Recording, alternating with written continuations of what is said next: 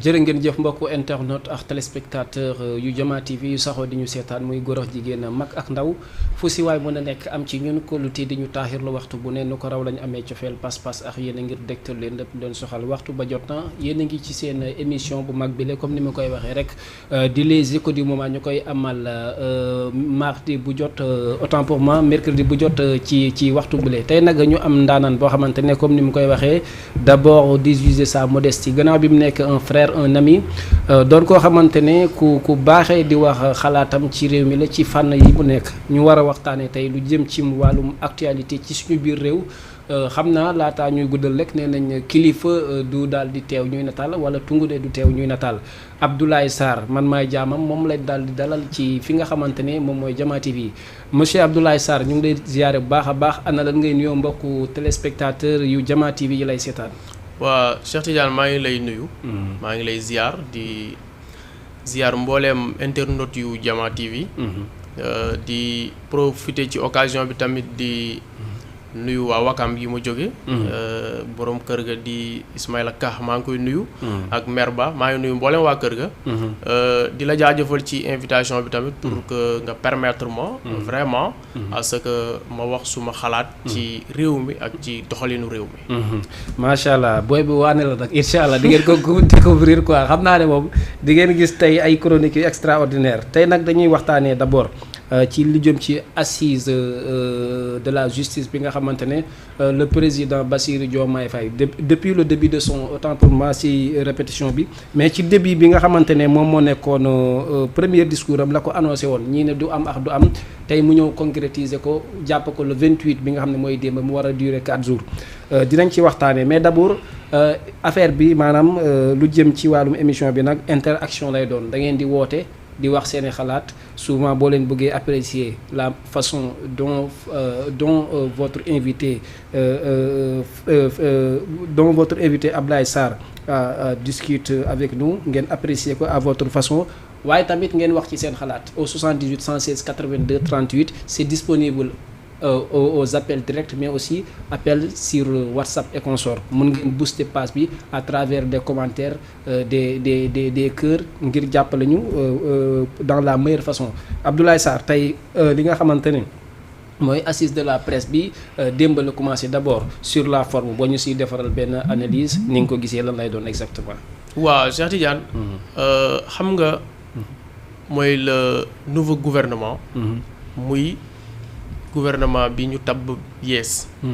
xam nga man li ma ci rafetlu lenn kese la mooy. xam nga ñaari mbir bu amee. da nga koy analyser. si la forme. et le fond.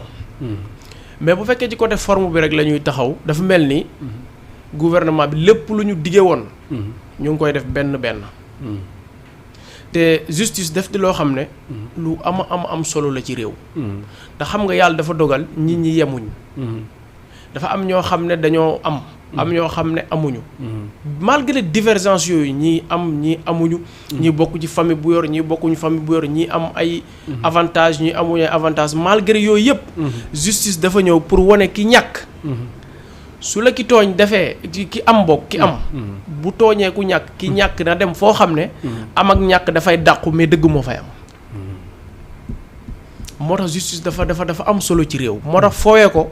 mooy musiba ci réew. te le président son excellence Bassirou Diomaye Faye li mu def nii. c'est très important li tax c'est très important mooy. moom il a été victime d'une injustice. notoire. kon mënul nekk victime d'une injustice. à voir le premier ministre Ousmane Sonko. ñu nekk victime d'injustice sociale ba pare. ñu dige woon ne ñoom bu ñu ñëwee. injustice boobu dootul am. day dañ. parce que ñoom dund nañ ko. mais bëggatuñu keneen dund ko. moo tax lii nii c'est très important wante. du ñoom njëkkeewuñu ko. dama déglu Pape Djibril Fall. mu ci wax. ci wax lu am importance. mu ne on a connu beaucoup de réformettes. mais on n'a pas encore connu de vraies réformes. des vraies réformes. xam nga c'est très important réformette mooy réforme yoo xam ne. c'est des réformes unilatérales. maanaam ci benn côté rek la amee réforme yu ndaw mooy réformette. mais def ne on n'a pas encore connu de vraies réformes te wax na dëgg. dans sa universalité. très bien de vraies réformes. léegi nag bu ñu nee justice. dafa global dafa am lu ñuy naan justice. am univers de la justice. am homme de justice. je m'explique. maanaam la justice tout entière. mooy nit ki. ana naka la ñuy fexee ba réew mi jaar ci yoon ba kenn du gaañ sa morom. te ku ne dana am droit boo def. homme de justice nag mooy ñi nga xam ne ñoom ñooy liggéey mooy avocat yeeg magistrat yeeg notaire yeeg ñëpp ci biir dañuy liggéey ci cadre justice. justice bi ni mu jaaree yoon.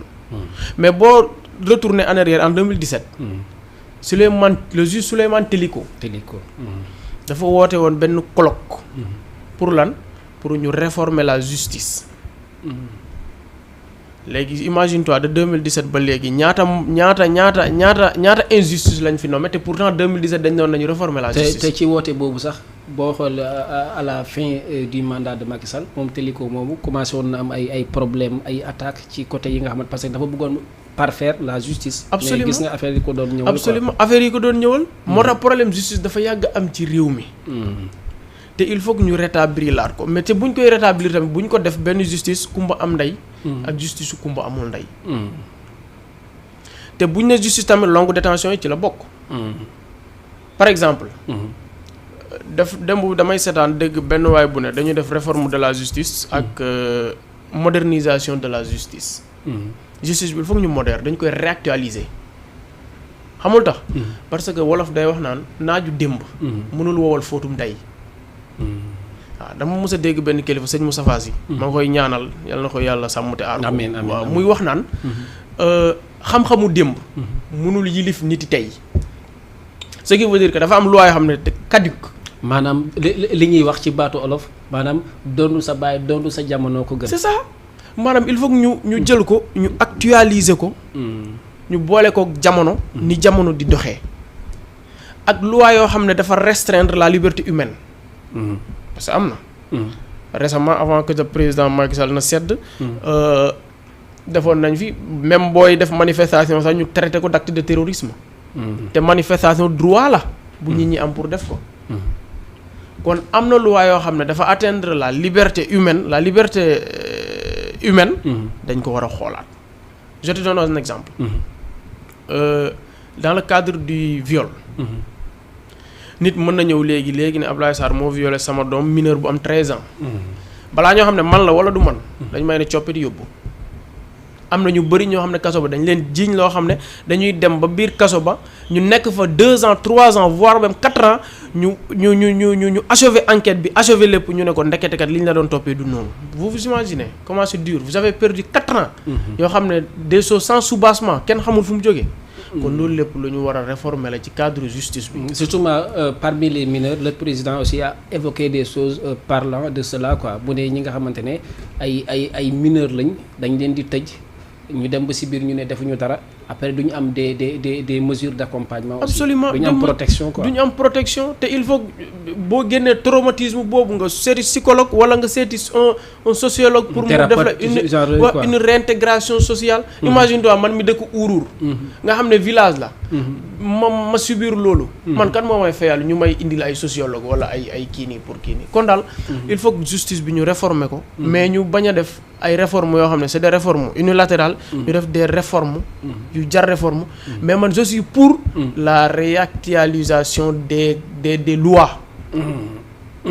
waaw ok d'aucuns diront que le régime actuel ñoom ñooy doon les principaux perdants de ces actes pris hier parce que tey boo ñëw nga ne justice dama bëgg mu tegu ci yoon ça veut dire la corruption est exclue la dictature est exclue bu boobaa est-ce que du voter lii ba ci dem ba ci biir ne diggante africain boo réduire say pouvoir rek yaa ngi dugal sa bopp ci guutu exemple. xam nga loolu. koo xam ne dafa c'est un obsédé du pouvoir. mooy xalaatee foofu. parce que xam nga ñun lu ñu tàmmal. dañoo intellectualiser le mensonge. ñu intellectualiser la corruption. ndax xam nga ki jóg dem ci palaasu jàmbur. fekk fa dara sàcc ko. moom ak ki détourné xam nga lu leen wutale. ki détourné ay milliards dafa intellectualiser sàcc. te kii intellectualiser ko mais da ko barbariser. parce que nga fekk nit ci téléphone am nga fekk nit ci mbedd. nga agressé ko jël téléphone am acte barbare la. moo ki toog ci bureau détourné ay milliards yoo xam ne c'est l'argent du contribuable. ñoom ñaar ñooyam àtte xam nga lu leen wutale. kee dafa intellectualiser sàccam. kee da koo barbariser. kon mënu leen atteindre parce que ñoom bi ñu ñëwee dañoo def ñett. seen programme dañ ne jub. jubal jubbanti. kon koo xam ne da ngay jub. balaa ngaa jubal il faut nga jub. moo tax ñu indi njub. kon ñoom seen sacerdoce seen mission la ñu jub ba pare. ñu ne jubal. réforme justice bi ci jubal la bokk. jubbanti. mooy képp koo xam ne loi yii ñu teg. ànduloo ci nga bafuye ko. ñu jubbanti la waaw. ok léegi ci dernier point pour assises yi nga xam ne assises de la justice récemment le tout nouveau directeur de la RTS. A évoqué des propos peut-être qui n'arrangent pas l'opinion publique en disant que duñu mayti kenn parce que démb la ko wax duñu mayti kenn muy nekk ci réseaux sociaux yi maanaam tu es encadré par les 4 murs di wax lu la neex. Parmi les commentaires il y a des gens qui ont écrit que lorsque vous étiez là c'est ça qui vous permettait de pouvoir parler jusqu'à accéder à la RTS. loolu noonu kàddu yooyu Pape Alé Niang yëkkati xaw ma dégg nga ko noo ko apprécier. exemple xam nga Baye Alé man mosuma ko gis. yàlla dafa def il est courageux maanaam dafa am fit. waaw te Sénégal moo baaxoo. boo avant ngaa dugg ci cercle xam nga Serigne Cheikh Ahmed Tidiane Sy Al Maktoum radiyallahu anhu dafa dafa mës toog ak benn mbokku daaraam. mu ne ko loo yaakaar ni moo bloqué réew mi. nee na mbokku daaraam mi ni ko. ñi nekk ci biir nguur gi. te bugguñoo génn. te danañ def lu ne. ba duñ génn. ak ñi nekk ci biti nguur gi bëgg a dugg te jaral na leen lu ne pour ñu dugg. loolu moo fi am mooy ñee balaa ñoo dugg jaraloon na leen lu ne pour ñu dugg. léegi nag dugg nañ. bëgg a indi ay loi xam nga saaga certes. maanaam c'est l'extrême pauvre de l'argument les injures. l'injure est l'extrême pauvre de l'argument c'est ça. saaga mooy extrême pauvre de l'argument ku amul argument rek moom mooy saaga. léegi nag bu fekkee ne ñoom saaga moo leen di yóbbu paale ak lu mu mënti doon man loolu du ma si dugg. mais l'essentiel mooy. toog ci sa miir. ci sa nga entouré entre les 4 murs yor sa téléphone. di wax luy tukkal àdduna. loolu nuñ ko mën a xeexee dañ ko war a xeex. ok doo si sous-entendre que ne li ko faloon la bëgg a tere nit ñi. la bëgg a tere nit ñi. parce que moom bu fekkee laa wax. si seulement si loolu moo ko fal. su fekkee. ok il faut ça demande xam réew mi ne ko waxee ça demande une pression. il faut multiplier la bu fekkee loolu moo ko fal. bu bàyyee mu persister looloo koy folli. te est-ce que bëgg na folle. est-ce que bëgg na c'est ça l'équation. c'est ça l'équation est-ce que bëgg na folle. ok mu am solo léegi nañ wax ci li nga xamante ne maanaam l'autre là borom fële mine d'or yi muy Ngagne Demba Touré mi nga xamante ne dem na ci côté Sabadola et consort parmi tant d'autres gis nañ tamit si loolu noonu mu dem def visite. ci visite boobu nee nañ ñii sont des occidentaux qui contrôlent ñii ce sont des Sénégalais notamment des Noirs qui contrôlent mais ñu ne bu mu fexe mukk ba daanu ci pièce boo xamante ne la fa nekkoon nga xam ne état bi bu fa demoon tubaab yi lay waxal les hommes sénégalais sont exclus. Deuxième bi mooy ñu gis ay femmes yoo xam dans des conditions très néfastes et même médiocres ñu nekk di tibb ay or ci ay panne ñu ne xoolal même l'outil du travail n'est pas du tout complet. Est-ce que loolu yaa ngi koy seetlu exactement ah lan moo si sa xalaat. xam nga problème mu Sabadola. dafa yàgg. Sénégal yàlla da ko baaxee mu am lépp loo xam ne réew bu ko am ñu ñeela rek Sénégal am na ko. or bi ci la bokk. phosphate beeg zircon beeg lépp ci la bokk ay ressources yoo xam ne yàlla moo ñu ko jagleel. pour ñun sénégalais. ñaar naka mën a am. ñu def ci usage bu bon. wala ñu def ci usage bu baax. mais li ñu constaté mooy. xam nga wolof def ne. am na ñoo xam ne dañuy xeeñ lu ñu diwoowul loolu moo xew mooy maanaam Sénégal. am na or. mais nit ñi yëguñu ne réew mi am na or. baadoolo bi nekk uurur. wala baadoolo bi nekk somb moom yëgul ne. somb moom. samay mbokk séeréer lañ. bu duggee foofu rek émission bi day yàqu. waaw samay mbokk séeréer lañ. maa ngi leen di nuyu de passage. waaw moom yëgul ne nuyu waa Somb moom yëgul ne. ok moom yëgul ne réew mi am na or. te réew mi yàlla da yàlla bi mu indi or. forcément am place bu mu ko indi da ko indi Sabodala. mais tekkiwul ne même waa Sabodala ñoom yëguñ ne Sabodala am na or ce qui est paradoxal. ils se sont utilisés quoi. Ils se sont utilisés, c'est des victimes. Si je veux c'est des victimes de l'apparition de l'or. ñoom yëguñu ne sa réew mi dëkk bi am na te développement xam nga foo koy nattee. par exemple Our am na usine. te waa Our mënuñoo bénéficier wu ci usine bi ñoom yëguñ ne usine bi am na. li ko waral lépp nag mooy li nga fi wax sànq lu am solo la. mooy management bi ñan ñoo ko yor. parce que xam lu ñu tàmmaloon mooy ministres yi yoo xam ne dañuy toog seen bureau. di yónni. di jot des informations te am na ñaar yu bokkul. Recevoir l'information et recevoir la bonne information. Qui serait une rumeur. xam nga suñu autorité la mooy seen problème. Ils reçoivent des informations. Mais malheureusement ils ne reçoivent pas les bonnes informations. Maanaam ça c'est au défaut des renseignements. Au défaut des renseignements. fii koo fi yónni ne ko demal nga xoolal ma est-ce que or bi nu ñu koy defee nangam. mu ñëw fekk fa ku mel ni bàcc sàmb. mu ne ko or bi nii ak nii ak nii. wala ko dëkk Ouro. c'est ça. non Ouro meluñ noonu waaw c'est ça. léegi bu ñëwee au lieu que. mu wax ko la bonne information. mais daf koy wax li nga xam ne méngoowul ak li am sur le terrain. su boobaa autorité bu ñëwee buy décider selon les informations qu'il vient de recevoir. mais il ne décidera pas selon. la bonne information. Ok, dans ce cas, ça me permet de dire que vous apprécierez la présence du nouveau président. Absolument. Bim demee Mbourkat, Thiès, betta gars yi ñu ne voilà lii mooy nag pour am la vraie information. Visite sur le terrain pour nga am la vraie information. mais nag. Pa Assane sànq dama koy déglu. muy wax lu am solo. mu ne équipe ba fa nekkoon di joxe la mauvaise information. waxee wu ko noonu sax mais man noonu laa comprendre équipe ba fa nekkoon di joxe information. su fekkee même équipe ba la fay fekk. les mêmes informations lañ koy joxaat. moo tax. parce que loolu leen arrangé. xam nga visite de chantier yàgg nañ di ko def. mais moom nag puisque visite de chantier yi doon am jurul dara. moom na def beneen visite de chantier na ko defee beneen anam mu teg yeneen stratégie yoo xam ne. nit ñi daal danañ yëg ne réew mi am na or.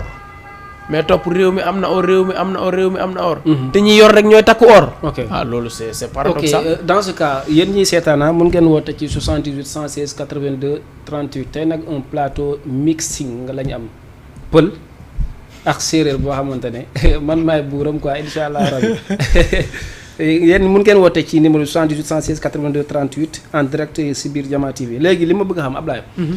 tey gis nañ ne tey nit ñi bu ñuy teg benn entreprise bi il faut jeunesse bi révolté wu pour ne lii pour mu am fi lii mooy doon suñu débouché lii mooy doon suñu avantage état bi door a dem mais raar ngay gis entreprise bu ñu ñëw teg rek ñu ne ñu jël psychologiquement et d'une manière maanaam ci volontaire. waaw d'une manière volontaire ak opportunité jeunesse bi.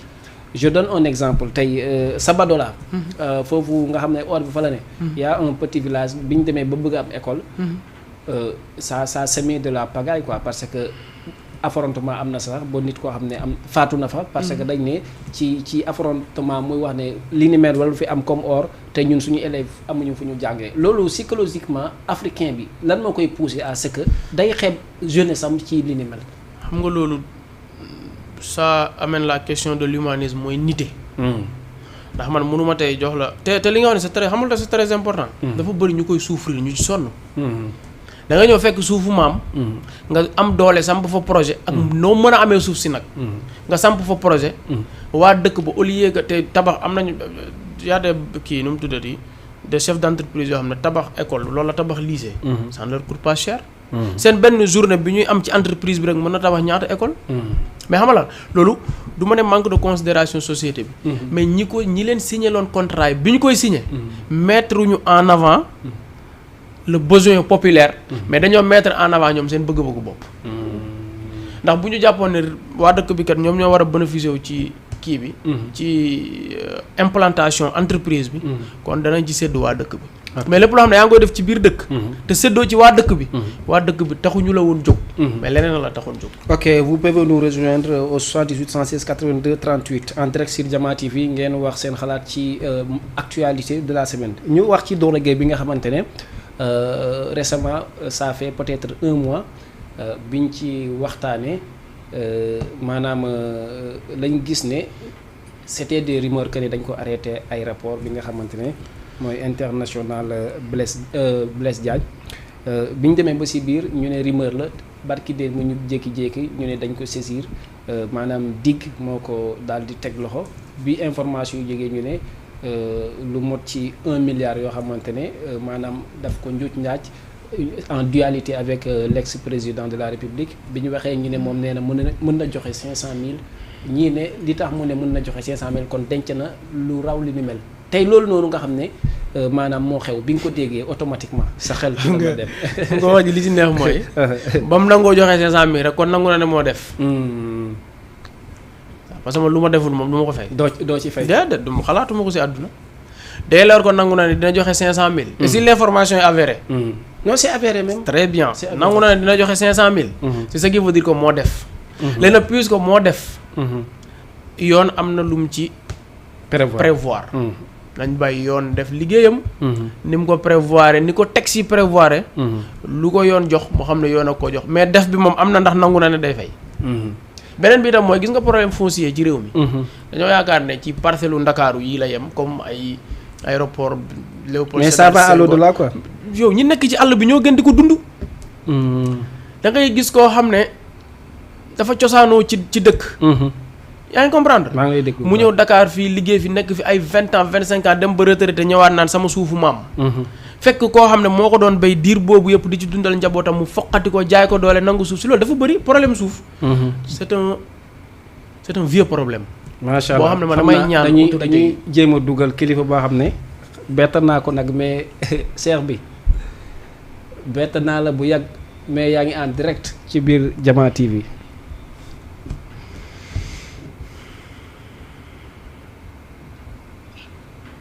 ah yow de ci nelaw lañ la fekk di jégalu bu baax a baax nag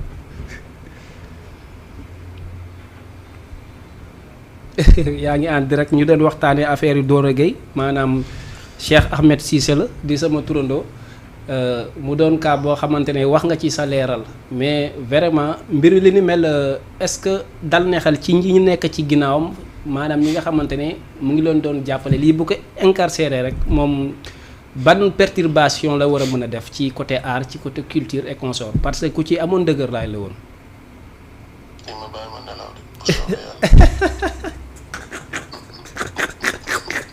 waaw léegi 2 minutes nga ñuy may yaa Cheikh.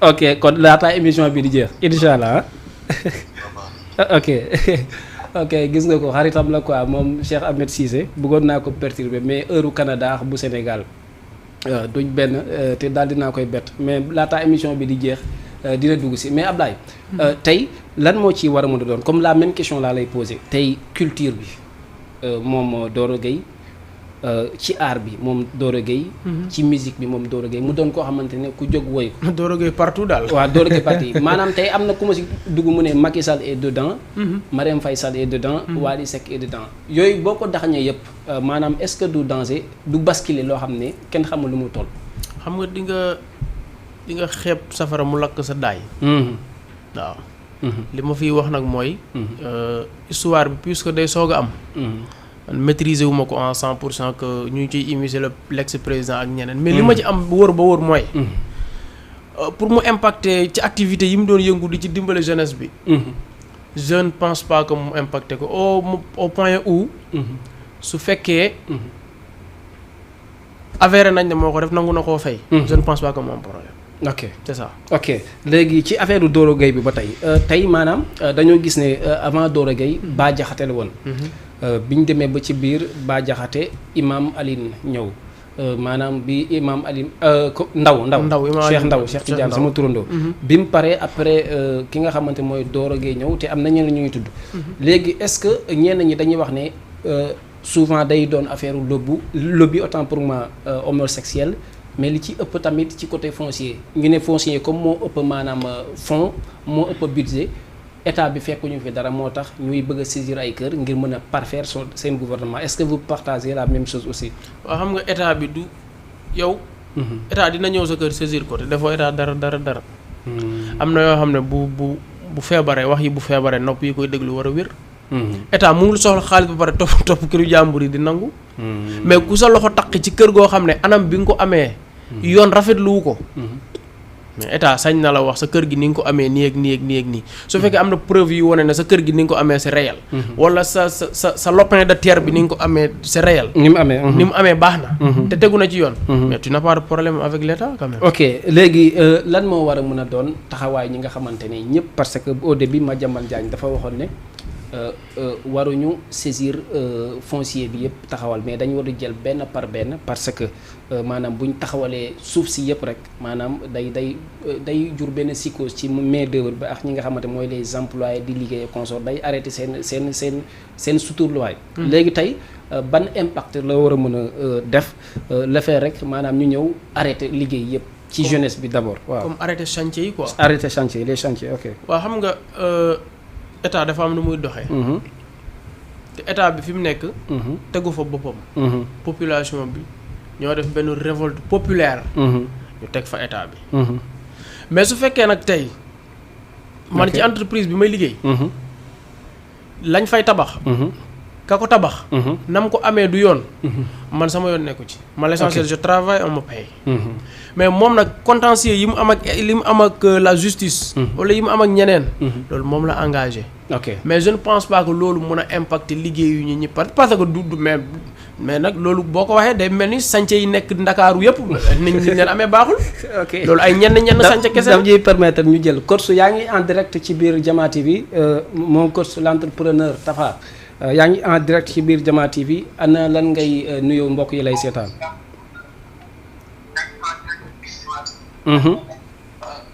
allo. waaw yaa ngi en direct ñu ngi lay déglu. waaw maa ngi leen di nuyu yéen ñëpp. maa ngi def lu tamit émission bi ngeen di def. di nuyu kooku nekk ci plateau bi. Ablaye suñu jàmm. waaw di ko xamal ni man amul seen lu ma ci mën a registré sax parce que en fait déjà moom il a tout dit. di wax ni émission dëgg yàlla nekk na émission boo xam ne carrément dëgg yàlla en fait. ñu ci gis suñu bopp quoi. macha allah. à propos di leen jaajëfal tamit ci jaajëf waa Jama TV bu baax a baax a baax. ok xam naa dañ lay poser quelques questions yu jëm ci entrepreneuriat parce que ci domaine boobu nga gën a mën a wax parce que tey dañ gis maanaam saisie bi ci côté foncier bi dafa bëri muy que ne la majeure partie des gens dañuy sukkandiku ci état ba jël alalu askan bi loolu bu weesee état bii ñëw tamit day ñëw saisir lépp nga mujj perte ñii ne ñàkk mën a entreprendre la ñii ne ñàkk mën a liggéey wóolu sa bopp def ci yow loolu ban analyse nga am pour wax ci. laataa may dugg ci loolu sax damay ñëw ci côté Sabodala bi nga xam ne carrément jokkoon naa sax ngeen ci interpellé. ci wax.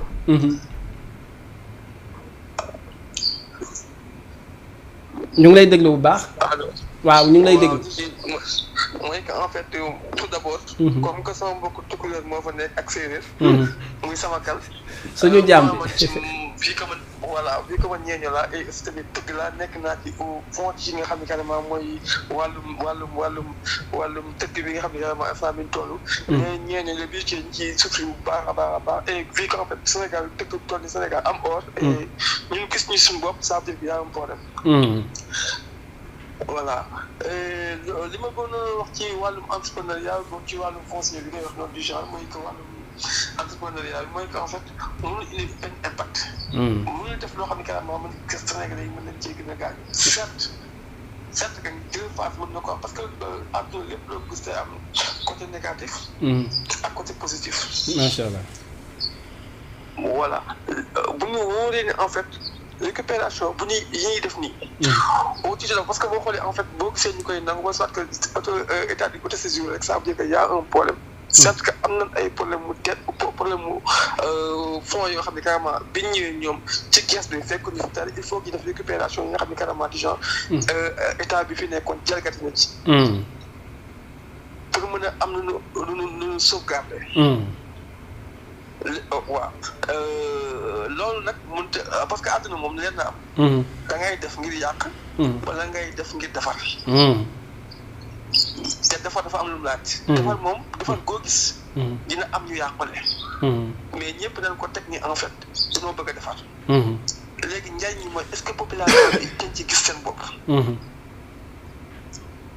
bu ci population bi di gisee seen bopp rek. ça veut dire que dina am réussite totale. léegi nag durée bi la ñuy wax est-ce que Sénégalais yi mën nañ koo xaar. durée bi. est-ce que tey jii ci wàllum entrepreneuriat bi ñuy wax. est-ce que ci facteur boobu rek la war a mën a. est-ce que li ñuy récupérer ci yan secteur la war a mën a dem. tey jii en fait ki nga xam ni carrément moo nekk Somb wala mu nekk biir Ñambur wala mu nekk biir Daara Jolof gis ci boppam. wala mu nekk Ourour. voilà wala mu nekk Ourour gis ci boppam. dëgg la. ma tey jii en fait ñu ngi naan xam naa duñ la tee lu bëri ci ligne bi léegi dañ lay jox. benn question nga génnaale boobu mooy que ne la majeure partie de la jeunesse yi nga xam ne ci régime précédent bi boo waxee dañuy naan ils ont perdu l'espoir quoi léegi dans ce cas lan moo war a mën a doon taxawaayu ndaw bi nga xamante ne malgré que ne Diomaye yéeg na il a promis les gens mais jeunesse bi tamit lan moo war a mën a doon seen taxawaay face à fi ñu jëm. En fait bu ñu nee jeunesse Sénégal la majeure partie du ma ne ñëpp. mais il fallait que ñu am benn formation bu dëgër parce que en fait la jeunesse Sénégal. am benn formation bu sëy boo xam ne carrément ñii dañ leen a formé. bëriwut.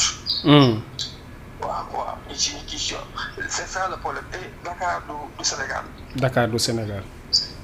waaw Dakar du Sénégal. macha allah te dëkk bu ci nekk dafa am benn fu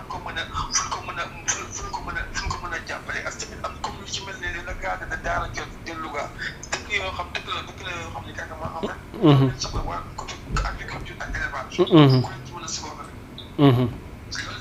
ci foofu nga leen mën a intervenir. jeunesse boobu gis ci seen bopp. boo mënee en fait jumaay bi ñu leen di leen en fait dépense parce que en fait côté agriculture gis naa en fait mi ngi ci def ay jéego. ok macha allah. xam naa incha allah rek beneen opportunité dinañu boole mais ñu am mbégte ci yow bu baax a baax coach.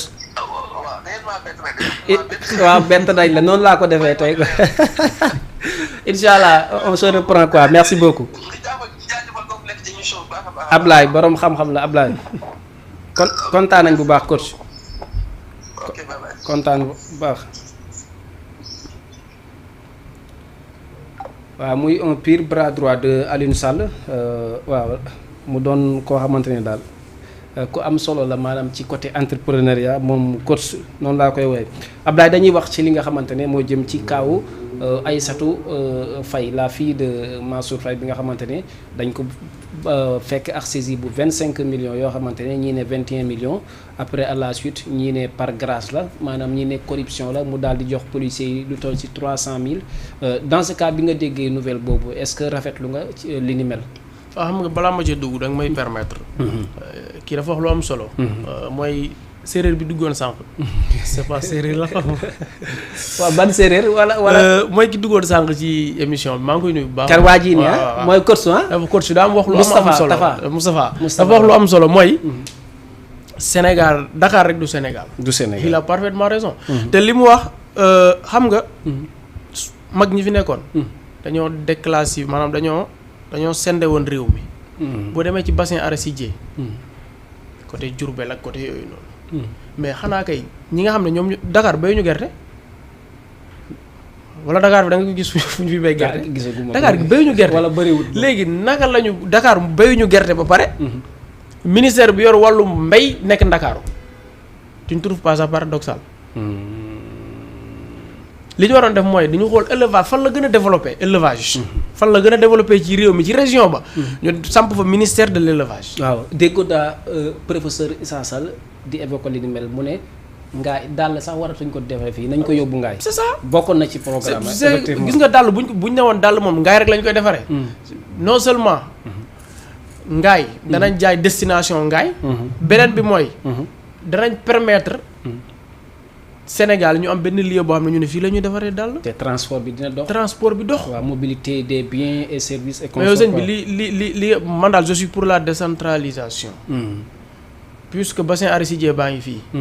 mais saa bu ñuy def ministère bu yor ci wàllum agriculture. ñu xool ci région bassin arachidier bi ñu def ko fa. élevage ñu defee ko noonu. pêche ñu defee ko noonu.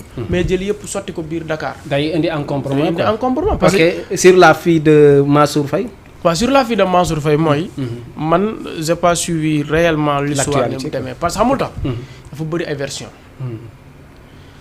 ñi ne nañ 300,000 yi. policier dañ ko laaj.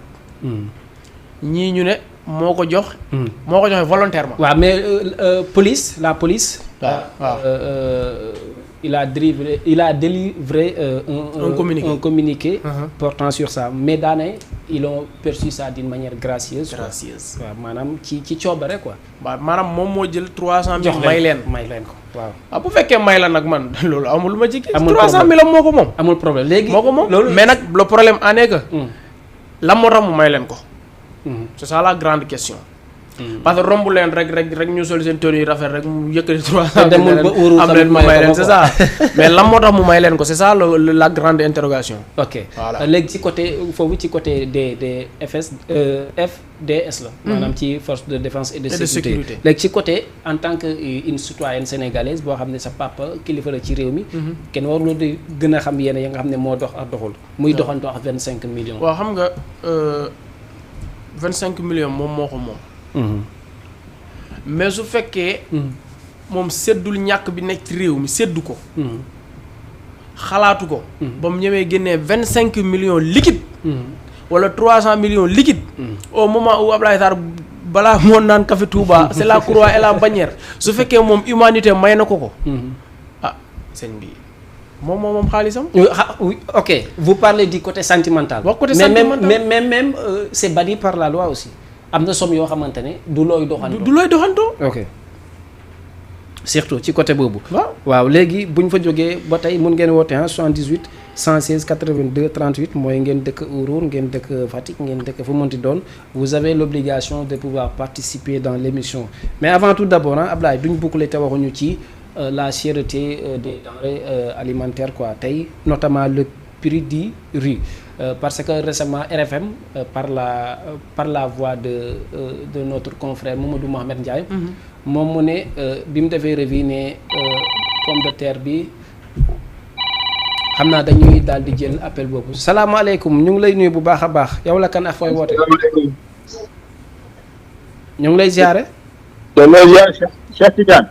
maa ngi lay ziare bu baax a baax. maa ngi lay dégloo ziare di la ndokkeel. alhamdulilah koo kan la. Maam Baye la Maam Baye. Maam Baye. Maam Baye doomu Ndeye Abdoulaye Sarr. kooku c'est notre ami ah.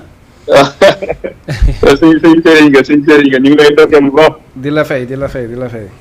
vraiment di am mbégte ak contentement. ci invité bi nga invité Abdoulaye ci plateau bi. macha allah. vraiment ñu ngi koy suivre aussi muy wax lu am solo. borom xam-xam la. vraiment di ko wax ak pertinence bu jéggi dayo waaw ñu ngi koy big up di ko ñaanal yàlla. li mu bëgg yàlla na ko yàlla defal incha allah. amiin ci barke yonent yàlla yokk xam-xam bi. amiin. gën ko dëgëral. amiin. vraiment toute la population de Ourour aussi ñu ngi koy suivre di am mbégte trop. macha allah. di am fierté également. macha allah di ko seetaan di ko déglu muy développé. macha allah. voilà vraiment loolu daal laa ne woon. mënu see ñaax. yow entrepreneur nga yow di nga fi jaar yow yaa laay benn ngeen. waaw moom sama moitié la sama waay la. dëgg la. mais vraiment tey moom dama bëgg trop bi ma ko annoncé. voilà muy quelque chose loo xamante ne lu mu maîtriser la aussi. macha allah. voilà surtout sur les débats d'actualité vraiment. yàlla may na ko ci. macha allah. nit la koo xam-xam bi yaatu na ci côté boobu ñu ngi koy ñaanal yàlla bu baax a baax. surtout amiin waaye. waaw yow ñu ngi lay bëggee di am contentement ci yow. ñoo far. voilà di wax ne namm naa la. yow dinañ gisee li ñuy wax dinañ gisee. incha allah rabi incha allah. kontaan nañ sëñ bi. ok merci Cheikh Tidiane. bye kontaan nañ ci yow bu baax. ma am solo mu doon koo xamante ne aussi nit ku yaru la ku am teggin la ku am colère te reconnaissant lii yëpp mënoon na ko si bañ a fekk ñu ngi nekkoon ba tey ci l'augmentation des denrées alimentaires. denrées de première nécessité waaw. dañ waxoon ne Diomaye bu ñëwee rek jubbanti lépp mais affaire yi ni mu demee nii xaw na kii voilà séeréer moom nañ ci kii tarkal mbaa duñ si kontaan mun naa am sax fekk séeréer yu bari ci ceeb bee taxoon ñu fotel ko. loolu tax ma xam ko ba mujjee ko andi ci débat mais li ci am mooy. RFM man déglu naa Mamadou Mouhamed Ndiaye. mais li mu wax ne saaku ceeb kilo ceeb non parfumé 550 lay jar. man loolu yëguma ko bokk honnêtement. ci moom nga ko dégg. waaw ci moom laa ko déggee yëguma ko. mais li ci mënti am mooy. ñoom bi ñuy ñëw dañoo promettre ne cherté des denrées. de première nécessité mën na ñàkk. nee nañ à condition que ñu teg ko ci benn canal boo xam ne. dina affecter l'achat ou la vente des denrées de première nécessité. mais sëñ bi. man jàpp naa ne ci canal boobu lañ nekk. ci canalu wàññi mais duñ jékki xam nga wàññi dafa ñi nga xam ne c'est des spécialistes de la commercialisation. ñi nga xam ne ils ont fait des études sur le commerce international. ñoom xam nañ ne. Basirou du toog ci salon naan café rek ne tey ñu wàññi mais wàññi bi day am impact. te am na ñoo xam ne dañuy jënd di jaayaat. loolu lépp dafa laaj benn toog waxtaan boo xam ne. ñu trouver benn consensus boo xam ne benn canal bu ñuy jaar. consommateurs yi duñu gaañu. vendeurs yi duñu gaañu grossistes yi duñu gaañu. man loolu laa gis. te man je pense que mu ngi ci yoon wi. ok léegi naka ngay defee benn décortique. ci Mamadou Mouhamed Ndiaye bu defee maanaam génnee article ne prix bi dafa augmenté wu ba ne waa Sandaga ñoo ko wax. ci boor bële. je ne dirais pas des gens qui ont une coloration politique. génn filmer ay saaku soble ay saaku pomme de terre ne li nga wax amul loolu stockage bi moo circulé wul ou pas. est-ce que mënuñu ci jàngatee li ñu mel. pour ñu démentir ko. xam nga yow tu es un produit de la presse. revue de presse xam nga nu muy demee. mooy mbindu jàmbur ngay waxaat. wala Mourou Mamadou Ndiaye xalaatam la wax waxul xalaatam de. day wax selon journal sangam. nee nañ. moom jottalikat la. yaa ngi dégg. mais su fekkoon ne moom moo ko bind wax ko ñu ne Mamadou Mame Ndiaye moo wax lii mais dafa jottali. damay fàtte journal bu ko bind moo tax parce que bëgguma def kii. bëgguma mais c'est sous sa bannière quoi. tey mais moom moo ko def sous sa bannière. dama dégg Sa Ndiogou bu Walfadjri mu ngi ci lu am solo mu ne ki def revue bi. xam na ne li mu wax du dëgg. ki bind xam na ne li mu wax du mais lépp lu si mënti am mooy. revue yoo ñàkk revue yoo. su réalité sur le terrain bi dafa wane ne. parents yi sonn nañ. mooy li am mooy dëgg daal mooy dëgg. mooy di am ndax koo xam ne. balaa ngaa am saaku ceeb. sa sutura wuññeeku.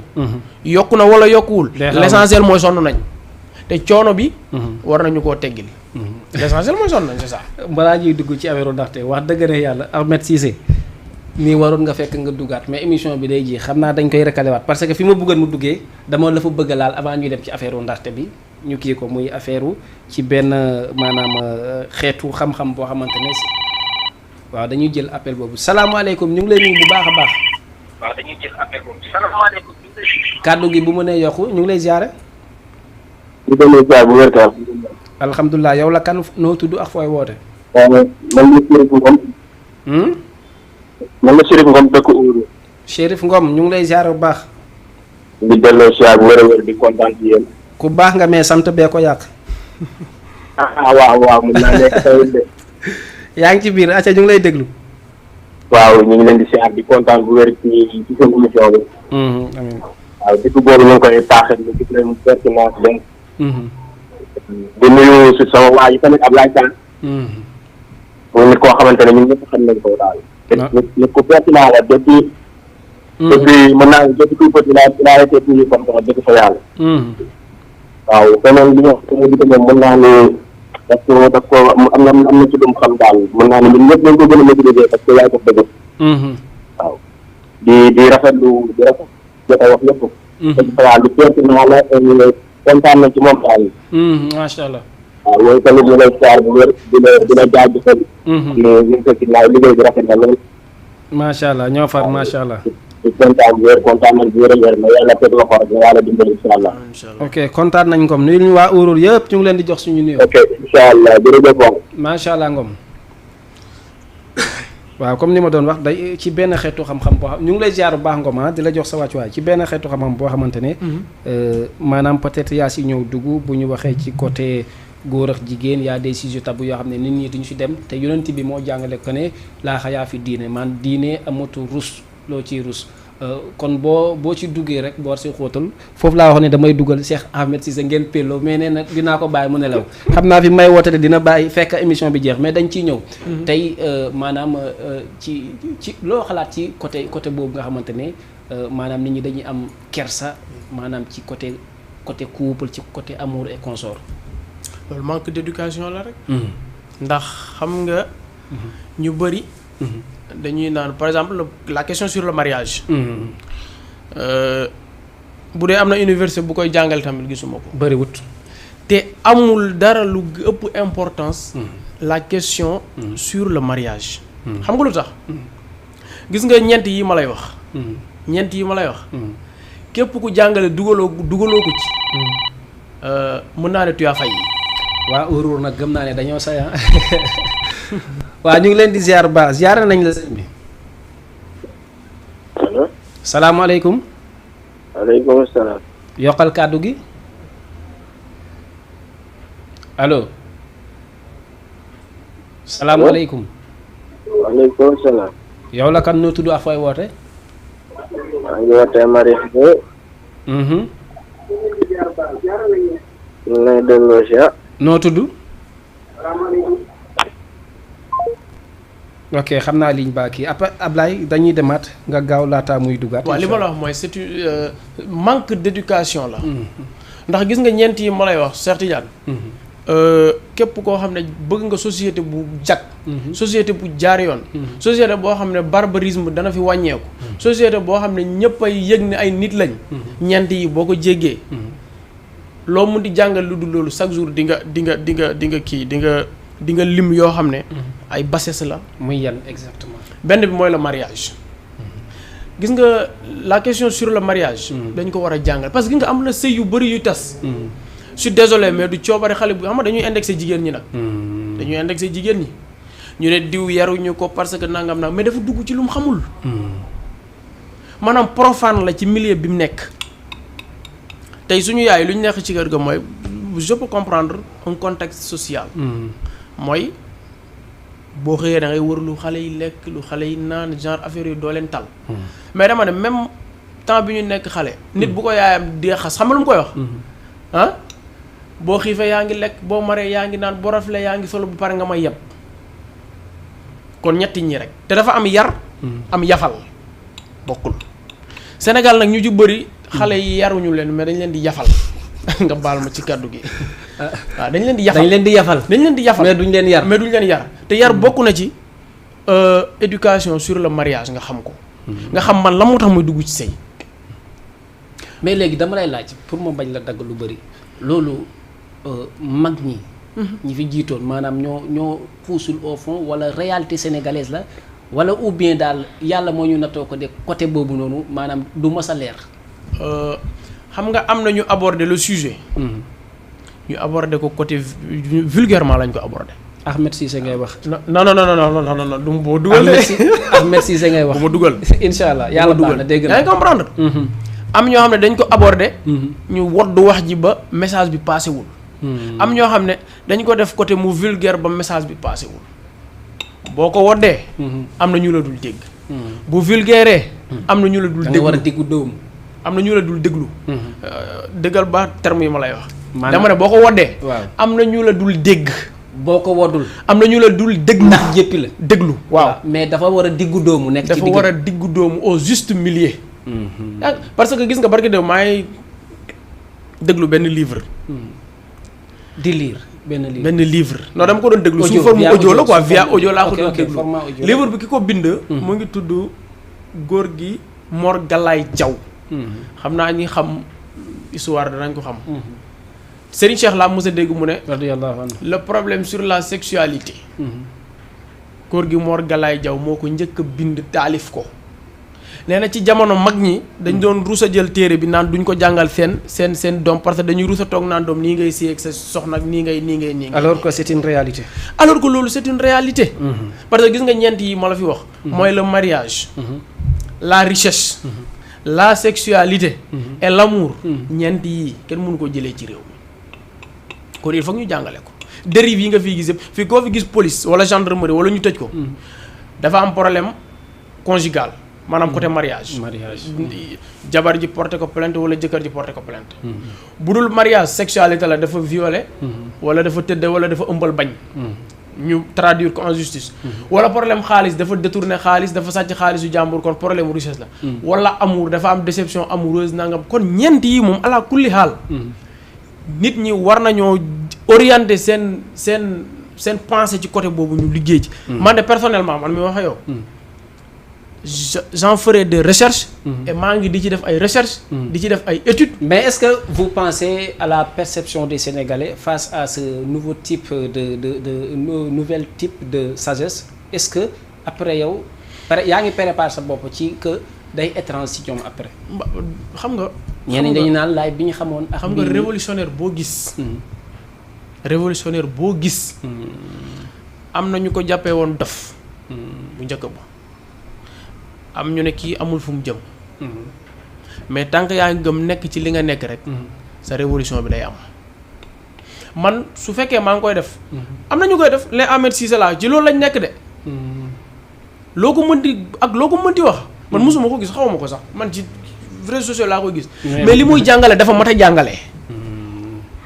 li muy jàngale dafa mat a jàngale. sànq nee nga ma problème mu mag ñi ni ñu doon sëy ak ñii. loolu nga wax. waaw je t'ai posé une question. à savoir maanaam est-ce que du ñoom xuusuñu woon ci xam nga nee nga ki nga góor gi jaw. góor gi Mor Galaye Jaw te Serigne si xamul moo ci góor gi Mor Galaye Jaw. nee na bëri na ñu fiy topp. bëri na ñu fiy topp. góor gi Mor Galaye Jaw jàngal na leen. ok kon nag ñu jàngale ko nécessité la. sinon dérive yi day yàgg am rek. nga dégg kii ok léegi ci ban canal de livraison ban canal de communication parce que. tubaab bi sax waxuma la sexualité mais yenn visage rek dañ koy wone dañuy moyen à l'âge de 18 ans et consort est-ce que c'est-à-dire l'enseignement doit être général dans sa forme quoi. da ngay wax le choix de l'auditoire. maanaam ñan ngay waxal. foofu boo fa demee. dafa am xam nga barki démb damay lire benn livre. Sexpérience la tudd. le livre. Sexpérience la livre bi tudd Sexpérience. day wax affaire de. sexualité jeu de mots la quoi. waaw yooyu noonu. par exemple boo demee ci pays européens yi. am nañ livre yoo xam ne de 2 ans à 7 ans. xale bi am at yi ñu commencé ko instruire ci sexualité. livre boo ko ubbee xam nga ay dessin la dessin. dañuy dessiner par exemple benn affaire ne la lii la ñu lay initier à la sexualité. te dañ koy tudd ci seen làkk. maam te ñoom ci seen làkk. mais boo ko bëggoon jàngalee taw. est-ce que mais boo ko bëggoon jàngal ci wolof. moo tax gis nga le problème est très profond. gis nga Sénégal fii. waxee fi dafa jafe. mais le problème sur la sexualité. dañ ko war a jàngale. waaw mais xam nga la mooy problème bi. nan lañ koy jàngale. waaw léegi moom laa lay laaj léegi yow livre baa ngi nii comme j'espère sax livre boobu nga àndaale. non li bloc note la. léegi livre baa ngoog boo ko doon jàngale tey maanaam awra ku góor ak ku jigéen. tey est-ce que doo am maanaam boo xoolee ci di nga weesu ci côté ñi la xamoon ak droite est-ce que doo am problème tudd ko di nommer ko. non xam nga wax ji mën nga ko woddu. te ki ngay waxal dégg la. loolu mën na nekk dama mus di def benn waxtaan xam naa waa Ouro ñi may déglu dinañ xam li may wax. benn waxtaan laa mus di def ci benn daayra. di waxtaan yaakaar naa ci wàllum sangu set lañ doon waxtaan. may waxtaan ba tudd awra am benn xale bu yëkkati loxo ne ma luy awra. il faisait ça par exprès ou bien. non xamu ko. ok c'était un ignorant quoi. xamu ko ma expliqué ko ni maanaam dama woddu wax ji expliqué ko mais elle a compris te xale la ay 13 ans 14 ans lay am kon li fi am ba des mooy. problème mariage yi am. góor ñi ak jigéen dañoo duggul ci lu ñu xam parce que mariage kenn du ci duggee désir kenn du ci duggee contrainte ñu bari xam nga lu leen di dugal ci mariage. mooy kër gi ma nekk dama fi sonn aw ma fi jàmm aw ma fi salaam. naa sëy échappatoire la quoi. naa sëy sax te noppalu. yow sëy woo ndaxte conviction xam nga mariage conviction la xam naa ñoom Mame Mbaye ak ñoom Moustapha ñooy déglu dinañ ne célibataire lan lay waxee ci mariage or que du loolu. ndax gis nañ fay économistes yu jàngale ay milliards te duñu ay milliardaires. waaw mais nag lu si mënti am mooy. loolu dañ ko war a teg sur la table. ñu jëm ko waxtaane éduquer ko. nit ñi ñu xam ko. ok nous allons en faire une entre parenthèse mais dinañ si ñëw ci beneen wàll ak beneen jotaay wi incha allah tey dañuy tëddee ak problème bi nga xam ne c'est un problème un peu qui touche des faits divers mais aussi qui touche le sentiment des Sénégalais. parce que tey mooy problème mu Mario ak la fille. ndaxte doon un produit de petit gallé boo xamante ne jaaroon na fa mu def confession bi mu defee affaire bi des vidéos sont devenues virales à travers expression mu wax est-ce que maanaam ci njàngat moom li mu wax réponse positive ak négative bi percevoir ñii ne communica maanaam daf ko defoon maanaam pour sa propre promotion du clip qu'elle préparé loolu noonu boo si doon am loo ci wax lan la waaw li ma ci wax daal bëriwul mooy d'abord jigéen la te dañuy am tendance naan jigéen la femme le sexe faible mooy jigéen la mais wax ji dafa am benn paradoxe bu ci am waaw des propos paradoxal quoi paradoxe bi mooy ndaxte man dama déglu benn vidéo ndaxte mu ne sama jëkkër man la nopp sama jëkkër bëgg na ma moo ko wax foo passé bu dellu si waatee nag di wax sama jëkkër moo may def nii maam Cheikh Omar Foutiyou Tall daf doon wax naan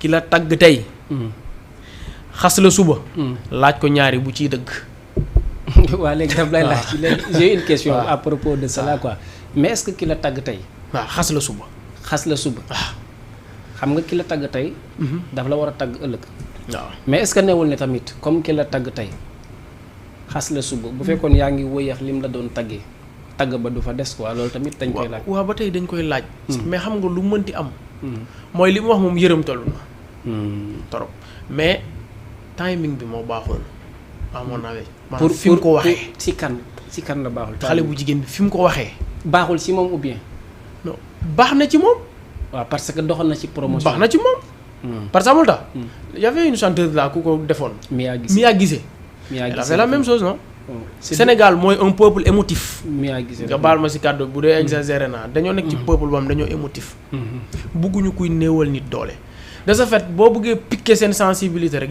boo yërëm taloo rek nga victimiser wu rek ku la bañoon dana la bëgg ku la bëggoon da lay gën a bëgg ku la xamutoon dana la wut a xam parce que danaa toog ak seexte ne ko déglu nga ndaxte li mu wax yii xale yi góor ñi léegi nangam mais dama gis ci réseaux sociaux ñoo xam ne dañuy juger te gis nga nit Serigne Cheikh daf doon wax naan bul àtte nit ci sa philosophie te xamuloo philosophie moom. macha allah ñu ngi ñëw ci sama turandoo boobu kontaan nañu.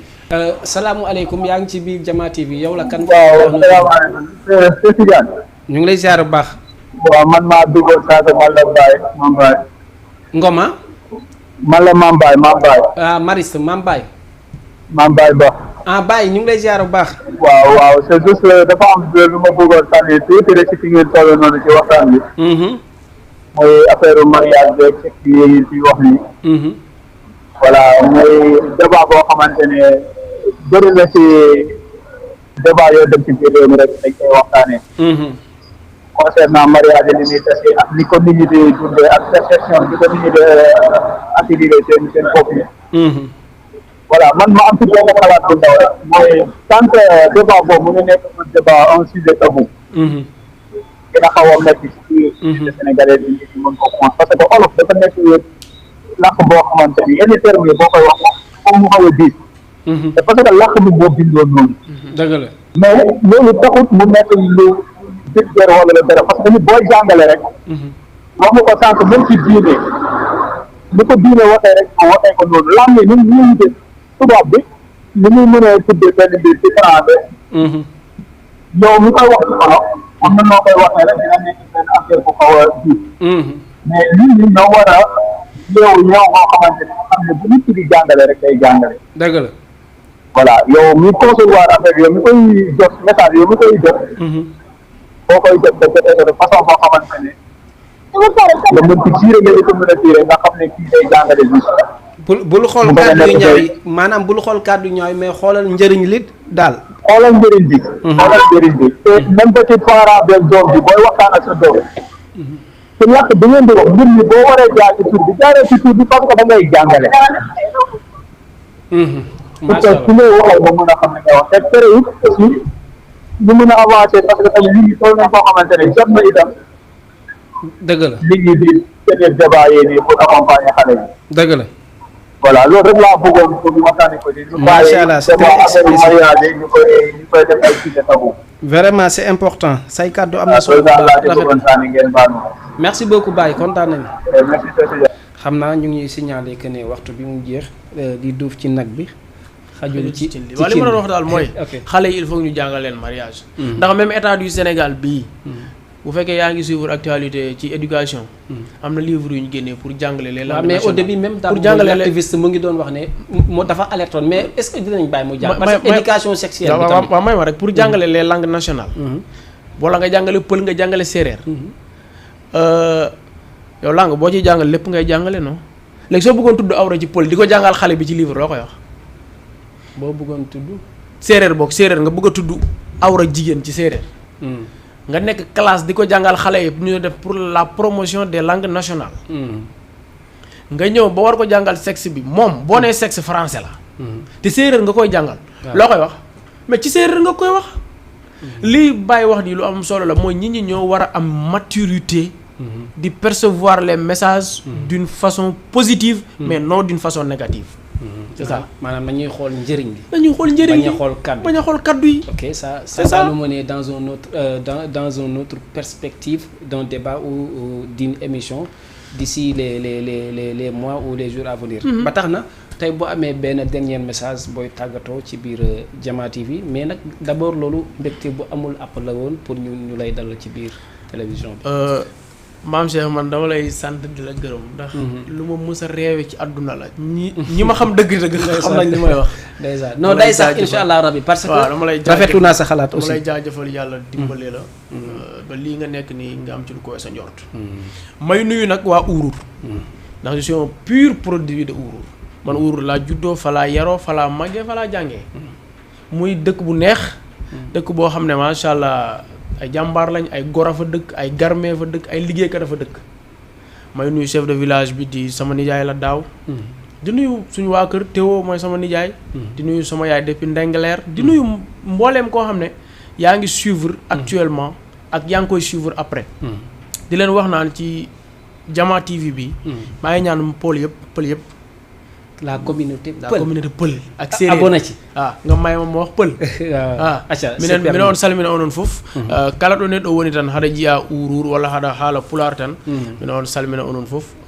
ko occasion wonɗo pour mi ara ɗo mi haala miijam e émission he mino salmina Ourour naaɓe fof sukaɓe ɓe yo mawɓe ɓe mino salmina kala pinaɗɗo Ourour dal mais ɗum salmina inchallah mino salmina Seydi Thiam noon on kam ko waajam il faut que mi wiyaɗa ɗum mention spéciale Seydi Thiam mino ɗum salmina mino salmina gallenaɓe amen Tewo en fof e Fat Diouma en Adama en mino salmina fof dal mino salmina basne waajam bas madrilin omo prépare match Real Madrid mino andi voilà donc daal xam naa ci point Aliou Cissé bi sax yan perspective balaa ñuy tëj vous m'avez rappelé tout à l'heure bi nga wax Real Madrid maanaam tey Aliou Cissé nee na ni muy duggaatee biir mondial lay xaar léegi est-ce que loolu toog a koy def yan maanaam ci yan jéego la war a mën a dox pour loolu doon une réalité rêve boobu. Aliou Cissé. loolu moom moo ko wax. mais c'est un travail collectif. staff bi moo war a toog. ñu désigner xam nga tubaab day def projection. comme ça ñu ne horizon 2000 nangam. ñoom ñoo war a def fan la ñu war a jaar ba egg mondial ba. les moyens techniques. les moyens. boo xam ne côté mental la. côté boo xam ne côté ressources humaines la. mooy yëpp réunir ba pare. ñu xool ban stratégie la ñu war a teg pour. est-ce que ça ne serait pas contraignant d'une manière à ce que ñu jël ministre des sports de la culture de la jeunesse ñu boole du am benn. jeune ñu comme le fait ñu jël ministère des sports. culture ak jeunesse. ñu ressembler ko est-ce que loolu dina tax maanaam. waaw vitesse su liggéey bi quoi. ok non loolu moo amoon Cheikh Tidiane. jamono Abdou Diouf ak yooyu loolu moo amoon. mais dafa dem ba mu am benn escalade. non escalade amul xam nga lu ci am. da ngay am sama xarit. Matar Ba bi muy nekk ministre des sports. xam nga lu fi am damay am sama xarit. ma bu ko dugal. ma kase benn ministère. génnee ci beneen ministère mais yow imagine toi. sport culture. jeunesse. mais est-ce que c'est pas. mais c'est la jeunesse. jeunesse ak sport mënoo koo taqali. sport ak culture mënoo koo taqali xam nga lu fa am. mooy ñu teg benn ay directoire yoo xam ne bu ñu ko tegee. dinañ am pôle éducation. safrula pôle sport. ñu am pôle culture. ñu am pôle jeunesse. maanaam ci say kàddu daal su ma déggee rassemblement ñetti ministères yooyu. garaawul ça n'empêche rien que le sport soit maanaam comme il était quoi. l'épanouissement de le sport ça n'empêche rien tant que les moyens sont là. les ressources humaines là. amul benn problème. ok.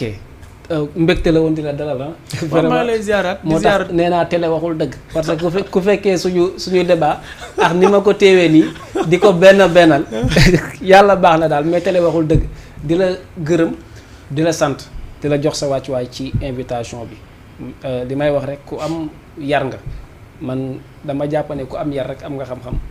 waaw te dam laa bañ a catu moo tax sax du ma la woogum chroniqueur.